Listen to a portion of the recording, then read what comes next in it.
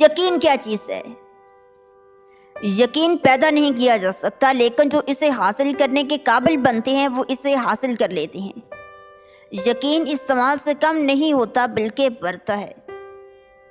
کوئی شخص آپ کے یقین کو اس وقت تک ختم نہیں کر سکتا جب تک آپ کی مرضی بھی ایسا کرنے کی نہ ہو۔ ہر بڑے سے بڑے معجزے کی اصل طاقت سادہ ترین یقین ہوتا ہے۔ یقین اور امید بدقسمتی کے خلاف ڈال کر کام کرتے ہیں۔